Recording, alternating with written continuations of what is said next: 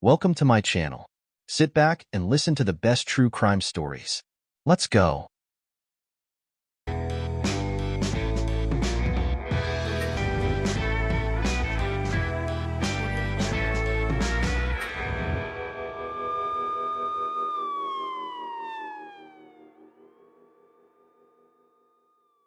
This story began in the distant 84th year, in the German city of Wolfsburg.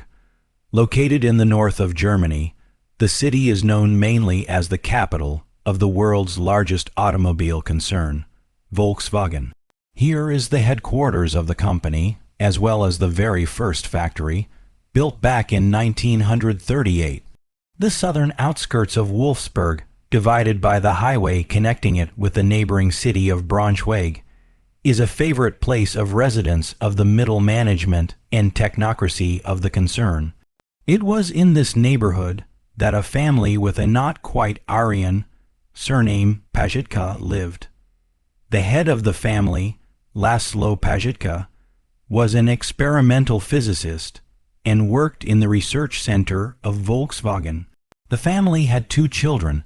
The son Karsten studied at a local educational institution, and the daughter, 24-year-old Petra, was educated at the Technical University of Braunschweig, majoring in computer programming. The girl lived in a student dormitory at the university, 30 kilometers from her parents' home.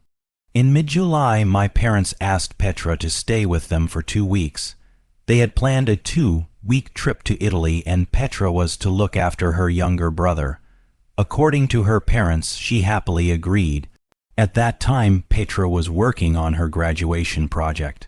The very profession of a programmer was equated at that time with the notion of scientific worker, and the topic of the diploma project was very complex, and in the documents of the investigation, it was called no other than manuscript. Since the work on the project was not as fast as desired in the student dormitory, sometimes it was difficult to concentrate. Petra hoped that in her parents' house, in a quiet environment, she would be able to quickly complete her work. On July 26th, the Pazhitka couple left for Italy as planned, and Petra was supposed to arrive in Wolfsburg on a shuttle bus in the afternoon. However, in the evening of the same day, Karsten, who was left home alone, called his relatives and informed them that Petra had not arrived. The next day, they contacted the police. The investigators began their search with the University of Braunschweig, where Petra was spoken of only in excellent tones and predicted a successful career. In the student dormitory, investigators were lucky immediately found a very important witness, a guy who lived in the room next to Petra. He said that on the day of the disappearance, Petra came to him and informed him of her intention to go to her parents for 2 weeks. She left him the key to her room, asking him to water the flowers and feed the birds. In addition, she also shared with him her plans for the day before leaving for Wolfsburg. Petra planned to buy her brother a birthday present and visit the dentist.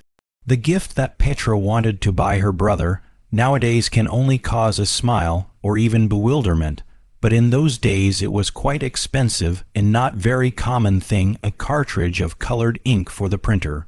In the first specialized store where the investigators went, the saleswoman immediately identified Petra from the photo, saying that this girl really came into the store and asked for color ink for the printer Epson. However, this particular type of ink was not available that day.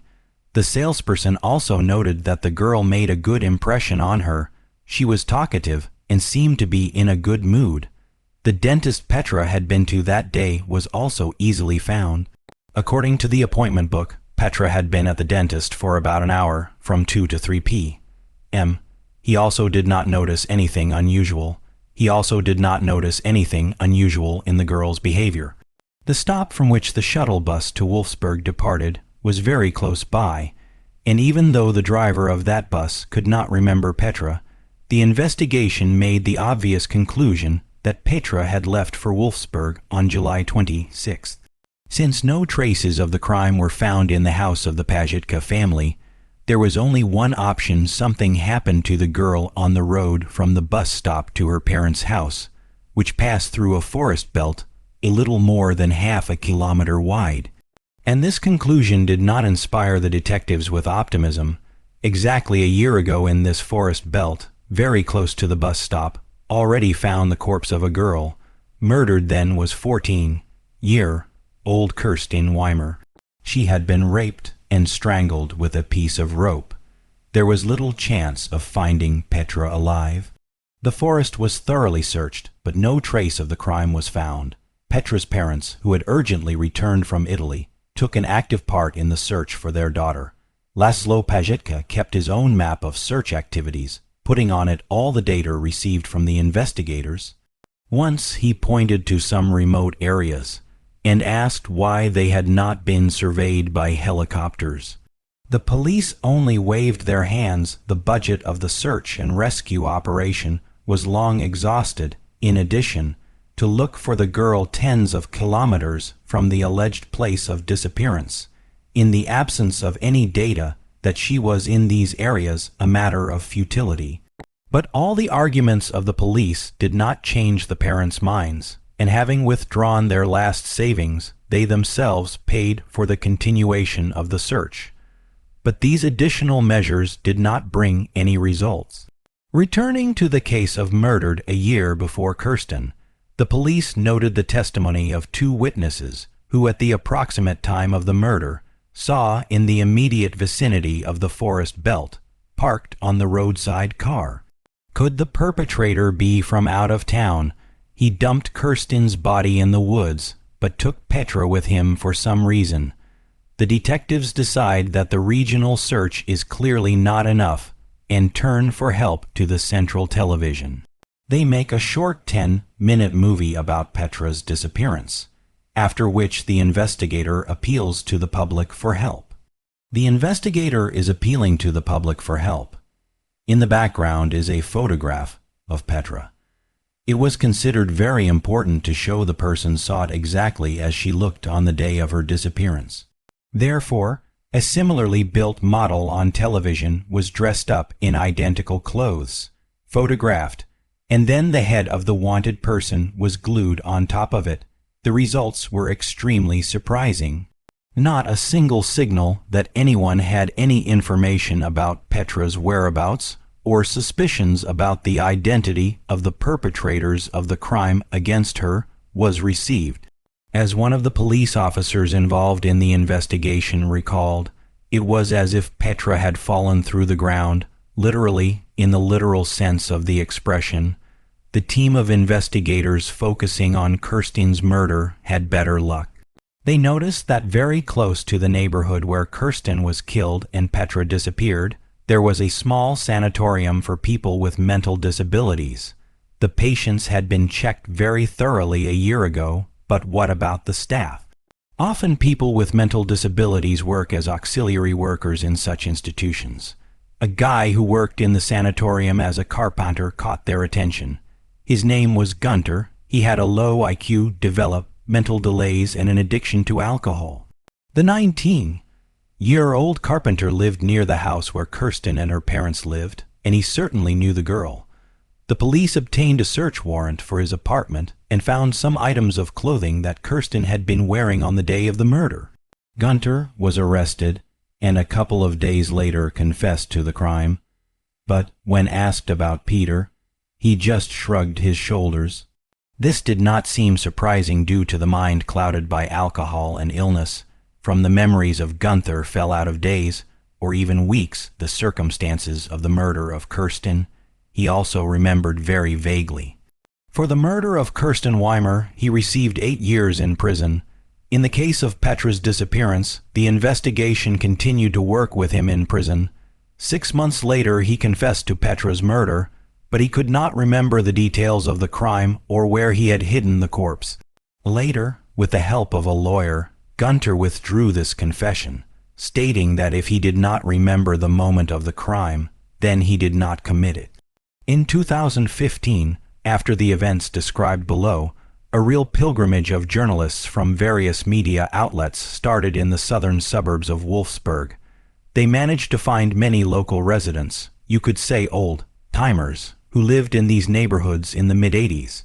And all as one said that then After the arrest of Gunther, there was not a single person who would doubt his guilt about the murder of Petra. Everyone was absolutely clear it was his handiwork, and it was only regrettable that for this crime he did not suffer any punishment. Apparently, Petra's parents agreed with this, and in 1989 they officially recognized their daughter as dead. For employees of one of the district police stations in Dusseldorf, the beginning of the fall of 2015 was hot. A gang of Damenschicki appeared in the neighborhood, and practically not a day passed without new signals of burglaries. September 11th was no exception. On this day, the police called a woman and reported that going out on the landing, she noticed signs of forced entry on the doors of a neighboring apartment. When the police arrived on the call, they did indeed find pronounced signs of forced entry on the closed doors of the neighboring apartment. Near the doorbell on the plate was the name of the tenant Schneider. It's like writing Ivanova in Russia. The neighbor explained, a single woman lives in the apartment, a little over 50 years old. Where she is at the moment no one knows. The policeman pressed the bell, and surprisingly, the door was opened by Frau Schneider herself. The woman looked frightened, and after a while she reluctantly confessed that her apartment had indeed been burglarized, but nothing of value had been stolen, so she would not file a police report. When the police asked her to show her passport, the woman began to panic, which was followed by a long stupor. For several minutes she agonizingly thought about something, as if deciding on some step, and then sighed and climbed somewhere on the upper mezzanine and pulled out an old passport, which expired in 1984.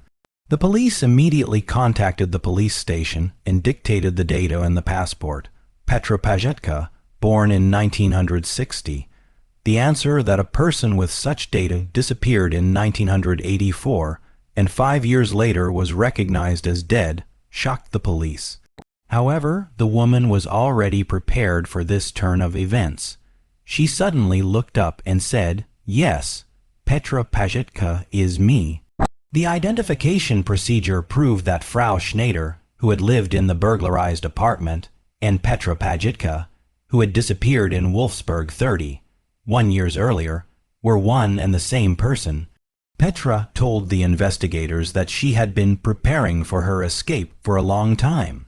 She had saved up a decent sum of 4,000 German marks for those times and managed to rent an apartment in Gelsenkirchen, a small town lost in the center of the huge Ruhr metropolis with a population of 7 million people.